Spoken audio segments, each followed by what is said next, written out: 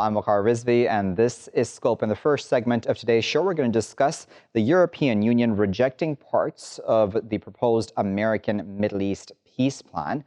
We remember, of course, how Donald Trump presented that peace plan at the White House alongside Benjamin Netanyahu of Israel. The Europeans saying that parts of this deal break with internationally agreed parameters, and that any Israeli annexation of Palestinian land would be subject to a challenge, considering the fact that the EU still very much stands by the 1967 borders and otherwise. There has obviously been some pushback from the Israelis as well to this European statement, which has come out. It took some days, of course, for that European statement to come out because as a bloc, they had to go back to the drawing table and come up with a statement which would appease everybody. Within the bloc, we know that there are some members of the European bloc who have, in fact, wanted to set up and accept, I should say, a Palestinian state. Let's now introduce our guest to discuss all of this a bit further. We're joined now by Toby Greene, who is a Marie Curie Research Fellow in the School of Politics and International Relations at Queen Mary University of London. And also joining us from London is Yossi Mekelberg, who is a professor of international relations at Regent's University. He's also senior consulting research fellow at Chatham House. And finally, we're also joined by Jeff Halper, who is director of the Israeli Committee Against House Demolitions. He's currently joining us from Genoa in Italy. Jeff, Toby, and Yossi, thank you to all three of you for your time today. Toby, let me start with you. Do the Europeans have a point that the Americans have gone beyond what the international community views as acceptable parameters for a resolution to the Israel-Palestine issue? Well, certainly what the Trump administration has proposed departs considerably from the models for resolving the Israeli-Palestinian conflict that we're used to. In some sense, there is continuity. It is a proposal for a two-state solution. It does have other features which have continuity from previous proposals, but it obviously slants the proposal very, very much towards Israeli preferences and far away from Palestinian preferences. But I would not overstate the significance of this particular EU position. So the EU's representative for foreign affairs, Mr. Borrell, has put out a statement, but that's not quite having the same weight as all of the governments of the EU coming together and issuing a formal unified position or indeed taking any action on that. And that's not happened. I think for various reasons, what you tend to find is that EU member states are actually spread across quite a spectrum of opinion on the Israeli-Palestinian position. They have a range of interests and agendas when it comes to dealing with that. And so actually the EU generally struggles to reach a strong unified position and take strong unified action generally with respect to the Israeli-Palestinian question. I think that will be the case here also. And Yossi, I imagine that the Israelis would be counting on that sort of disunity amongst Israel for that not to then become a challenge to this plan? Well, I would argue that statements are cheap. You can make whatever statements you like, and the European Union is very good in making statements. My question is what they are going to do about it, how they're going to make it count. And I don't think, yes, the disunity right now is widespread in the European Union. Brexit takes over. We just had the UK leaving, allegedly, at least in one way or another, the European Union. And this will preoccupy the EU. The EU hasn't shown any unity of purpose, maybe of statements, but not of purpose when it comes to the Israeli-Palestinian issue, as in many other issues. But I think we need to go a step back. We call it a peace plan. It's not a peace plan. It's a farce. When the president of the United States invites the Israeli prime minister and his main rival in now the third election in less than a year to agree about an agreement that with peace agreement with another political entity, it's a charade. What they need is proper negotiation that deal with all the core issues of the Israeli-Palestinians, Jerusalem, refugees, border, the self-determination settlements, and then we can take it seriously. It's felt more than reading Netanyahu's wish list or shopping list than actually any serious attempt to sign a peace or even to advance the cause of peace. It was a meeting between the indicted and the impeached, but with very any readiness or seriousness about advancing peace. Jeff, you're traveling Europe right now, and you're originally based in Jerusalem, of course. What are your thoughts about what you've heard around you when it comes to this quote unquote peace plan? How are Europeans reacting to it, in your opinion, and the people you've spoken to? Well, I agree with the other two that the whole thing is a farce, and there's really nothing new about it. Basically, what the plan is, this ultimate deal, is they took the root of the wall, the apartheid wall, as we call it, the separation barrier, and they simply filled it in. And then they added a couple little spots where they cosmetically, but basically they filled it in. And of course, then give another 350,000 Israeli citizens who are Palestinians in what's called the Triangle area, probably to the Palestinian state. So it's really, really worse than a false. It's a crime to Palestinians both in the occupied territories, but also Palestinian citizens of Israel. I think the good part, if I say there's a silver lining, in that this is absolutely the death knell of the two-state solution. In other words, we've said this for years, and it's hard to know how people still think the two-state solution is alive. But this, I think, finally, puts to bed that whole thing. And what I found in my talks in Europe over the last week is that people have really understood that the only way out now is one democratic state. That's the only thing. In other words, if the two-state solution is gone, eliminated by Israel with the help of the U.S. and Europe, and apartheid, one apartheid state that already exists today de facto, is unacceptable, then the only way out is one democratic state. And I think people are beginning to see this alternative logic.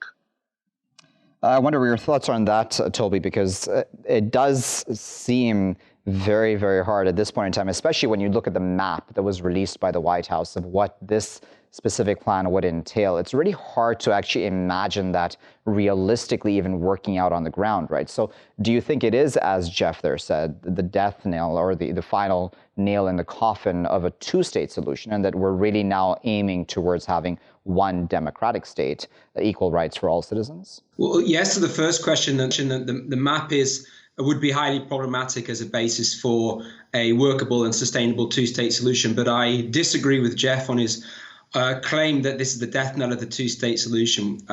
We've been with the Israeli-Palestinian conflict for 100 years. There's not much new about it. The one most consistent thing is that when anybody tries to put their mind to resolving the conflict, they essentially reach the same model.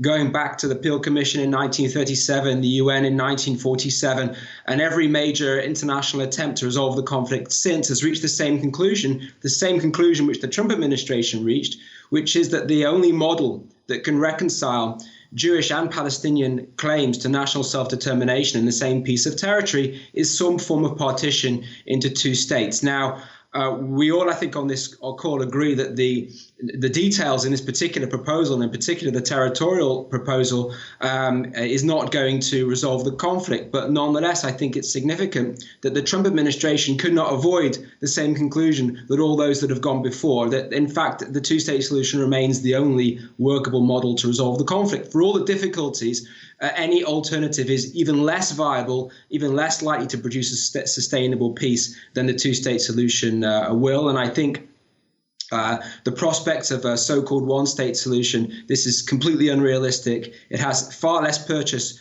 or relationship to the reality on the ground than even the problematic two-state solution does. So when you eliminate the most unlikely, most unrealistic proposals, what you're left with is the only workable potential area or framework for resolving the conflict, which is two states for two peoples. But then, Yossi, I wonder, can really force the two states upon either party. And I'll pick on Israel for a moment, because obviously the U.S. is very much biased towards Israel and in favor of Israel. So it's definitely not a neutral mediator. I would imagine that's everyone's definition, that the U.S. is not neutral in this case. So do you think it's the issue of who is trying to mediate this issue, or is it otherwise? Is it just that Israel will not now give up all of this land, that it's already taken over? Let me say that I still think if you look at all the alternatives, the two-state solution in one way or another is probably the only solution. It's far from being a perfect solution, and there are a lot of challenges in I agree what the nature of it. And also we use the term two-state solution as there is only one model of it. one modality of two-state solution. We need, because the time that has elapsed and the changes of on the ground that happened since the Oslo Agreement of 1993 and the Camp David negotiation back in 2000, we need to look at different modalities, for instance, confederation and other models of two-state solution. But you can take, to your question, you take the approach that former Secretary of State Kerry took. We can't want peace more than the sides involved war, which I don't necessarily agree. At the same time, the international community should have a very clear message to decide, yes, it's interested, it's in the interest of the European Union, of the United States, of the entire international community, of the Security Council, UN Security Council, in a peace agreement. Having said that, the occupying force, the stronger force, has way more responsibility, because this is the force that's changing the status quo day by day since 1967, and by moving against the Forced Geneva Convention, 650,000 people from inside Israel proper, Jewish settlers, into the West Bank, they're actually violating the international law, among other violation of human rights on a daily basis there. So it is now, you're right. We see what happens in American election, and we are going to face another 4 years of Trump administration. You won't hear much optimism from me. The same goes from the European Union. Their inactivity, the lack of purpose, is on a level that I can't see who is going to be, not even an honest broker, actually is an interested broker to bring an end to a conflict that's been now probably 100 years, but at least 70-something years.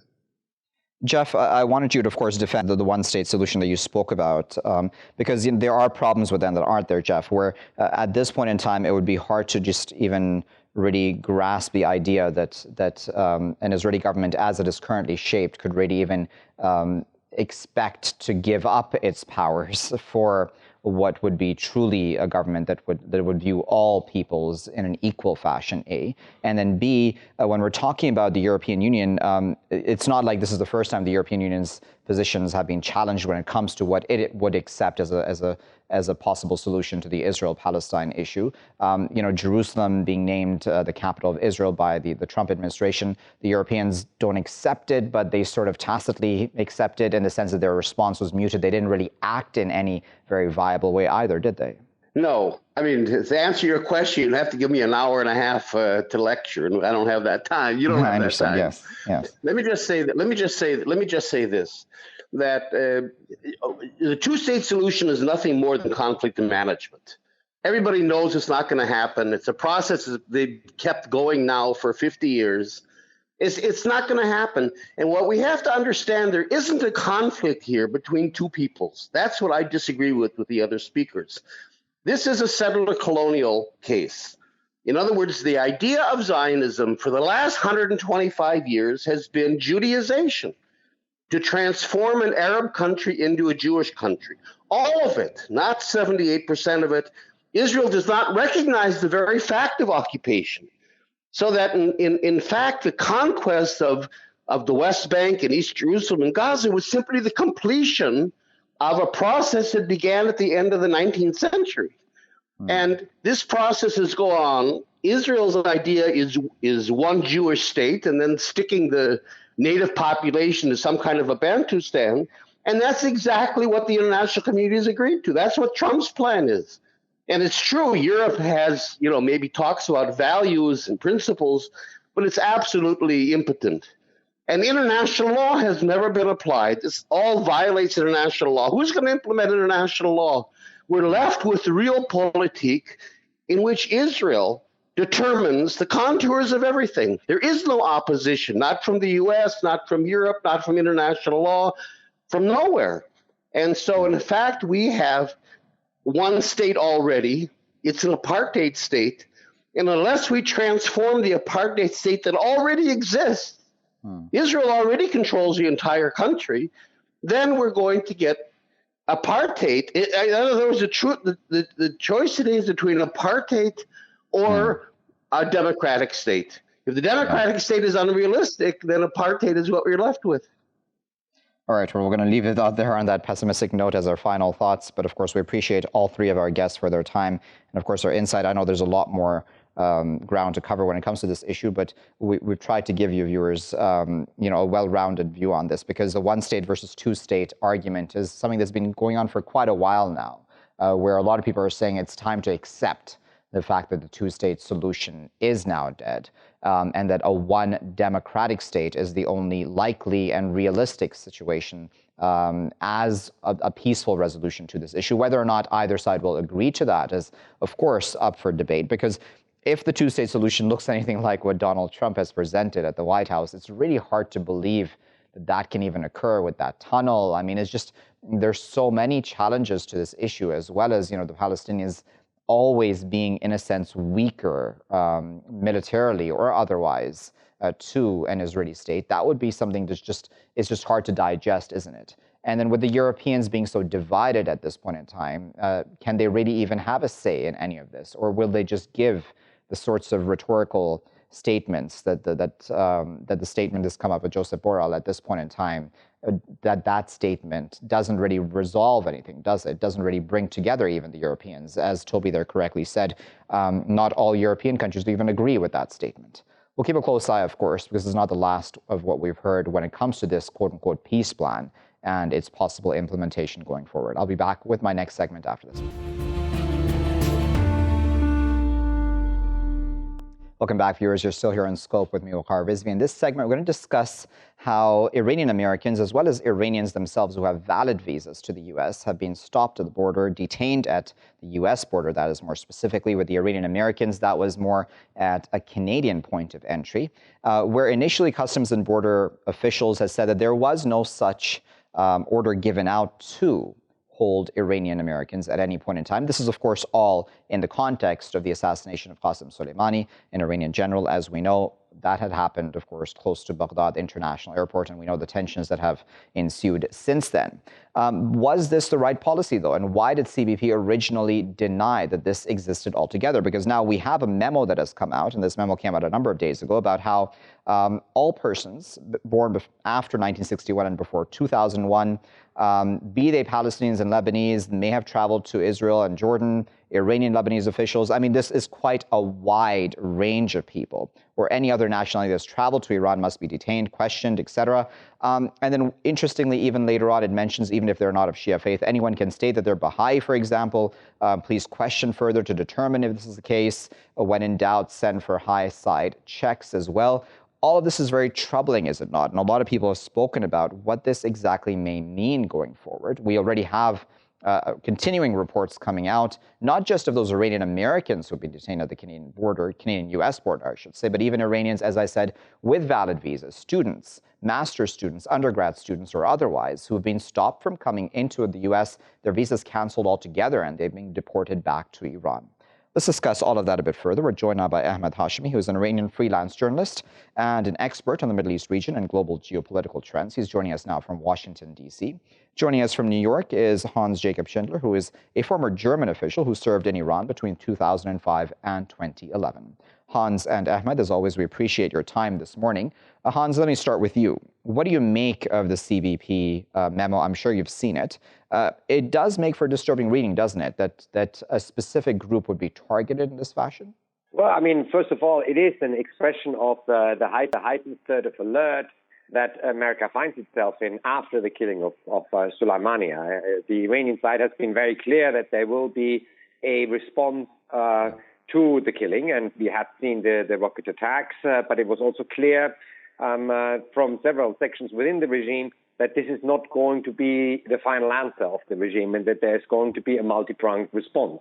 To me, this looks like a absolute administrative overreach. Obviously, you have to expect that there may be something that the Iranian side want to try on U.S. soil, but I mean, to just basically anyone on that extensive list being questions, and that it's really important to distinguish the terminology here. They're not asking to detain them; they're asking them to further question them, which is basically a second line of control that you do if you have any suspicions about the incoming passenger at an airport. So it's not detainment; it's the second line questioning. to roll this out in such a broad manner to such a large group of people just clearly shows how nervous the security establishment within the US is at this particular point. But on that point of detainment, though, I mean, as you know very well, there were Iranian Americans who were detained for many hours, especially at the Canadian points of entry. Does this not sort of give room then for many of those officials to be able to then detain as well? Well, it's still, I mean, yes, of course, they were held up at the border for several hours, but legally speaking, this is not a detainment as in, you know, an detainment after a criminal act. This is holding the individual, and this can happen at any airport to any individual around the world. This is the second line questioning if you do have a ground for serious suspicions. Now, obviously, the limit for this has been set down in this document at such a, you know, absolute low level that this is happening far more often than it usually would. But I mean, being questioned in the second line questioning and that being able to take many, many hours, you know, is a daily occurrence if you're looking for drug couriers. And if you have the suspicion that an individual has drugs on his or her body or inside her body, that can take several hours. But it's not legally speaking a detainment as in an arrest for a crime committed yet. Okay, so Ahmad, I wanted to get your on this because, again, this is very wide-ranging. It's not just limited to Iranians or people of Iranian descent. I mean, it clearly says any other nationality that has traveled to Iran or Lebanon, and then it goes on to then talk about the fact that it realizes this will be a very wide scope. So it says even if they are not of Shia faith, you know, double check that if you have any doubts. And as we know, there would be many people who would travel to Iran not for political reasons, but just for possibly pilgrimage or otherwise. Again, this is staining a very large group of people, isn't it? Of course it is. And the Trump administration has always tries the easiest but the most inhuman and troubling methods when it comes to, let's say, Muslims and certain people, brown people and other certain peoples that for him can be a target, can be collectively punished for wrongdoing, for something that political that is going on. So this is very troubling, and this is not defendable. And especially this administration that has different tendencies. We see that after this administration is in power, different hate groups are on the rise.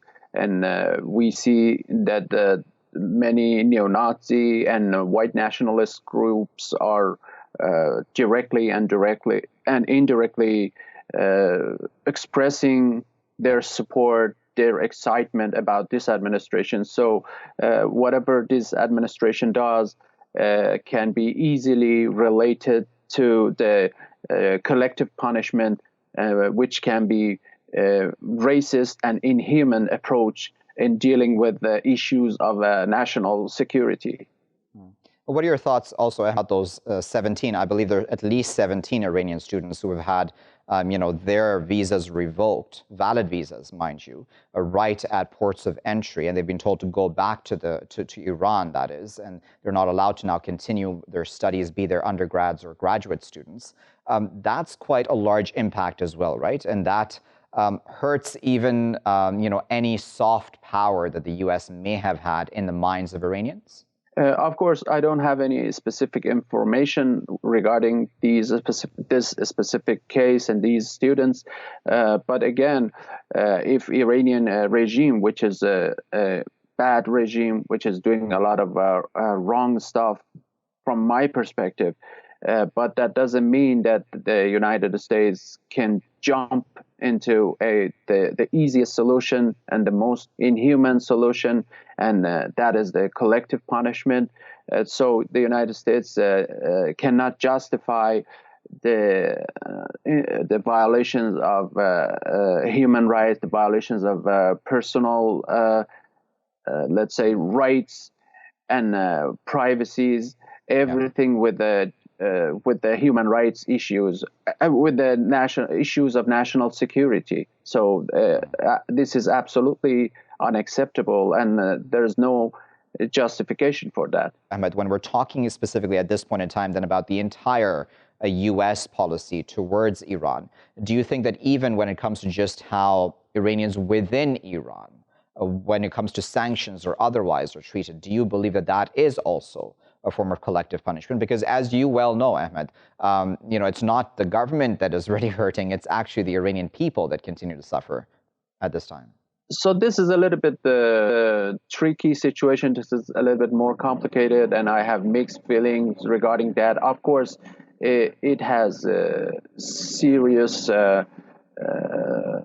effects on the people, but at the same time, we need to understand that this is the regime that when in Obama time, when we had the Iran deal, when we had the JCPOA, and Iran got the frozen money, which was a huge amount of money, it didn't spend that money to improve infrastructure, to improve economy, to improve the healthcare. The first thing that the Iranian regime did was to increase the salary of IRGC and to increase the money that it was sending to the Shiite proxy forces in the Middle East region.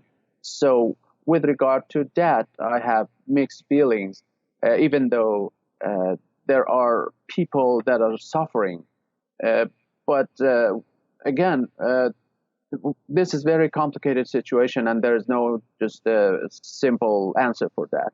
Now, Hans, if you can hear me, just tell me about, when we're talking about Iran, for many years we've been told that it's also a battle for the hearts and minds of the Iranian people, right? It's not just about targeting the Iranian government, it's about getting the Iranian people on side with the respective policies of either country, be it the U.S. or otherwise, and that aim for freedom, quote unquote, human rights, all of the above.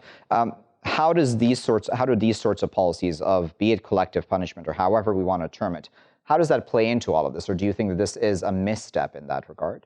Look, obviously this is not a heart and mind policy. This is a security policy that they put in place for the United States. But one thing that I think got really underreported is something that the U.S. government also did a couple of weeks ago, is an official cable that went out from the State Department to all U.S. diplomats, asking them not to contact any Iranian opposition groups outside the country. And you know that there are several that in particular this U.S. administration's former and current officials had been in touch with, like the Mujahideen Khalq.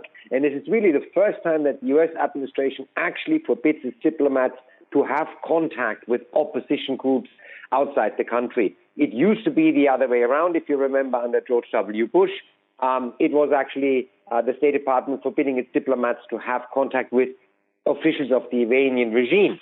So in a way, this was a total reversal.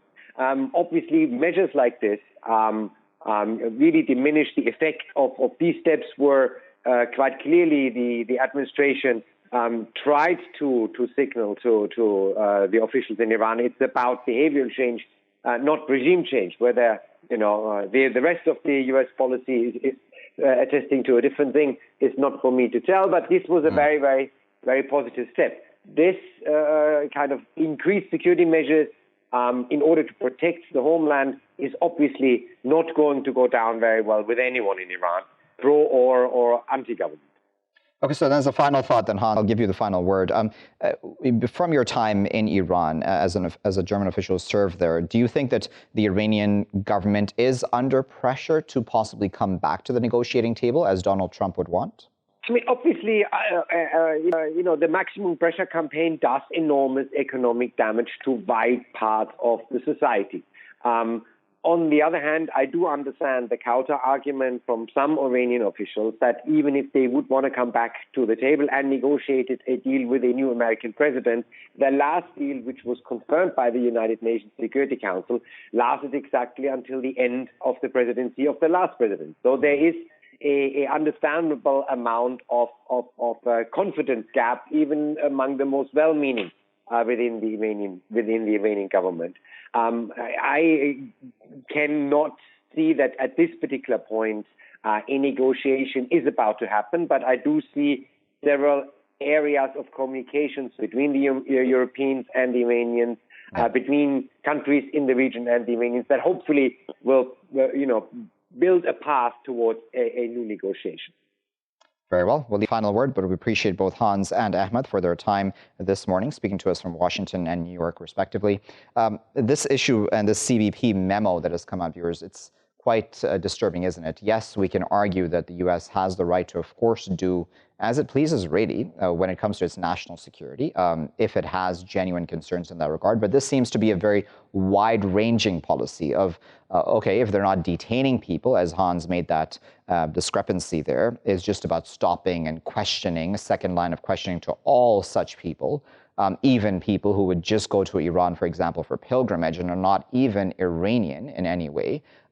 Is that meant to, in some way, hurt the Iranian government? Doesn't that just hurt people of all regards for something that they're not even really a part of? People who are not political in any fashion, students who are looking to pursue their education, their higher education in the U.S. How does this, and who exactly does this benefit at this point in time when it comes to this U.S.-Iran tensions that continue at this time, especially after the assassination of Qasem Soleimani? We'll leave it there at that for this segment. I'll be back with my final segment after this. Welcome back, viewers. You're still here on Scope with me, Waqar Rizvi. In this segment, we're going to discuss Facebook and right-wing content on Facebook, specifically Islamophobic content. There was research carried out a number of months ago by The Guardian and other such outlets, which found that there were a number of pages and groups on Facebook which were being able to monetize really the kinds of hate that they were espousing and propagating against Muslims and Islam otherwise. But it seems that in these ensuing months that Facebook hasn't really been able to take enough action to stop the spread of that sort of monetization, as well as that spread of hate, and those pages, many of them are still on Facebook at this point in time. What does this really mean for how social media giants like Facebook are able to even tackle hate as a whole online? And are they, in a sense, turning a blind eye almost to anti-Islam hate or right-wing rising extremism online also? Let's discuss all of that a bit further. We're now joined by Maryyum Mehmood, who is a fellow at the Cadbury Centre for the Public Understanding of Religion. She's joining us from London. Also joining us from the British capital is Nadine Mouzey, who is a global risk analyst, anti-terrorism specialist with the Anti-Terrorism Accreditation Board, which is based in the US. Nadine and Maryyum, thank you both for your time today. Nadine, let me start with you, if I may. What do you make of the fact that Facebook has not really followed through and been able to control this sort of hate being spread online? Well, it doesn't come as a surprise to me because there's been a 320% increase in far-right terror attacks for the last 4 years. So Facebook and other social media companies have created an enabling environment where like-minded far-right individuals can share extremist content and encourage each other to commit acts of terror. And, Facebook and other social media companies will, crack down on this, some of this content when it suits their objectives, because they're there to make a profit and they're there to further their objectives. Let me refer you to the Christchurch terror attacks in New Zealand, where the attack was online Facebook for 17 minutes before it was removed. Yeah. Now, look at all the other cases where extremist content has been uploaded onto the internet. Has it been, removed with the same speed and urgency, whether it's the far right or the jihadist extremists? So Facebook has not been systematic and uniform in combating this extremist content now in every single country. So unfortunately, they're failing in this regard. Okay. Maryyum, I wanted to get your thoughts on that because, talking even really for a moment about ISIS also. ISIS was able to really use social media to its advantage, right? At the beginning, at least, before the social media giants finally started acting and shutting down pages, etc., and going after that sort of thing quite vigorously. Why do you think that has not yet happened when it comes to right-wing and that sort of extremism? Thank you. I would just like to say that you're very right. We simply cannot underestimate the issue of far-right extremism, especially when counter-terror police in the UK have named it as Britain's fastest growing terror threat.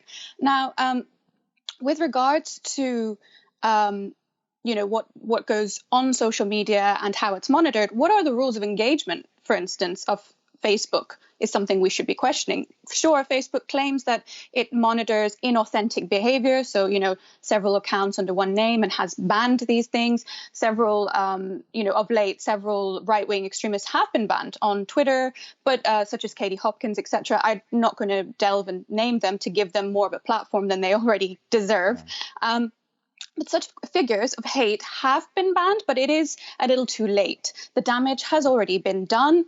And also, I think, besides looking at banning these groups, with regards to the hate speech that they propagate, I think it's also necessary to look at the other actions and activities of Facebook and other such social media companies. Why is it that, Facebook has been accused of pandering to right-wing extremists, such as the Daily Wire, which is a far-right news agency, an opinion site headed by Ben Shapiro? Why is it that such groups are given such platforms and such sort of leeway and sort of access to Mark Zuckerberg, for instance? Facebook also sponsored a conference of the State Policy Network in 2019, which is a network of right-wing thinkers, extremists who propagate not just Islamophobia, xenophobia, homophobia, and sexism. It's quite a worrying reality that we live in, because I should point out here, far-right extremism or even extremist sort of Islamist radicalization on social media platforms is a worrying ordeal that we're living with. But also, we should remember that it's not just a Western concept. It is growing in the East as well, extremism of all sorts. What's most problematic, I should just finish, is that why is it that Black rights activists have had their posts immediately shut down within sort of minutes or hours? And frankly, it's to do with the algorithms that Facebook is using. They pick out algorithms that are biased against Black voices, that actually talk about racism very openly, whereas those who are propagating hate and racism we've failed to stop them. So it's quite alarming, disconcerting, and we really need to get to the bottom of it. Indeed. So then I imagine then for somebody like yourself, who is, a specialist in anti-terrorism, this makes your job and those of your colleagues that much harder, right? Because then Facebook and other such platforms are almost in a vehicle that creates, that sort of hatred that would fuel terrorism. Yes, actually, the far right and jihadist extremists actually kind of play off each other, because when far right extremists do one thing to kind of inspire their members, it kind of forces a reaction. It's what they call action, reaction, counter-reaction dynamics, basically. So the far right and the jihadist extremists play off each other, and they use the same tactics now in terms of recruiting, in terms of inciting their members, and to basically inspire them to commit acts of terror. So, and it's very problematic because you have social media around the world, and it's in different jurisdictions. Some countries have weak law and order institutions, and their laws are not as strong compared to some countries in the Western world. So, it's also a game of cat and mouse. If you shut down one account on Facebook or several, these accounts, whether they're jihadist extremists or the far right, will pop up in another jurisdiction and continue now spewing their vile narrative. So it's my conclusion is that social media companies cannot self-regulate. There has to be a global organization that's free of any hidden agendas that has to regulate these companies, because, like I said before, they're there to maximize profit and then promote their own objectives and agenda. Yeah. So that's my conclusion. Sure. Maryyum, on this of hatred, essentially selling online, right? So, I mean, hatred is quite profitable. I mean, you mentioned Katie Hopkins earlier, and we don't want to give her further, propagation or advertising for herself, but other such people, they really make a lot of money off the sort of hatred that they espouse, don't they? And I mean, it has very real world consequences too, doesn't it? Where you have the likes of Boris Johnson and Donald Trump in office, and both these men, respectively, and we can probably count a lot of other politicians around the world who have said some very hateful things towards specific groups of minorities. What are your thoughts on that? You're very right in saying and suggesting this. I think what's important to note, as many academics have been saying for quite some time, Islamophobia has an entire industry behind it. It's known as the Islamophobia industry. There is a very structural issue here of hatred that has been embedded within the entire sort of institutions and structures that we're dealing with, be it government or social media or multinational companies. Now, they do benefit, as you quite rightly said. I think also worth remembering is that there is a specific group of people or voices that are being shunned or silenced with regards to this Islamophobia, because as we'll note, that Mark Zuckerberg has no problem in sort of rubbing shoulders with or meeting with Muslim heads of state who have themselves committed and are committing mass atrocities against other Muslims, for instance, be it in the form of, bombings in Yemen or the sort of locking people up, human rights activists who have been, using social media as a platform across the quote-unquote Muslim world. I think what's important to do with regards to this as a solution, I agree with my co-panelist that there needs to be a sort of a regulation above, so not self-regulation. But alongside this, we should also note that we're coming up to the 25th year of the Srebrenica sort of Bosnian genocide remembrance of that, and also the 75th anniversary of the liberation of Auschwitz. So when we talk about prejudice, we have to remember that it is not something that is new. It's not just emerged recently. Indeed. This has a massive history. And in order to say something like never again or we'll never forget, we actually have to act upon it. We need to, mere words aren't going to do anything. There needs to be actions.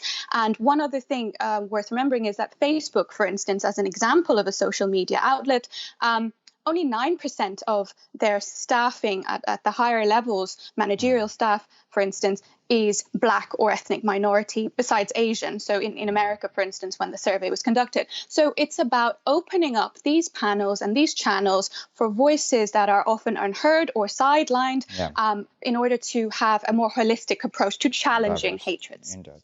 All right, we'll leave there as a final thought, but we appreciate both yourself and Nadine for your time, and of course putting this into context for us, because it's important to discuss these things out in the open, where a lot of us, our image of social media is that it's a free marketplace of exchanging ideas, and that these social media companies are doing everything in their power to stop the spread of hate. It's not really that simple, is it? Because as Nadine there mentioned, it's profitable. Even Maryyum mentioned that this is profitable. This is good for Facebook in some way, where these groups are profiting off the Islamophobia that they propagate to others around the world, as well as within their own communities. And Facebook isn't doing much really to stop that tide. It went after ISIS and other such accounts also, immediately shuts them down. It does so even today.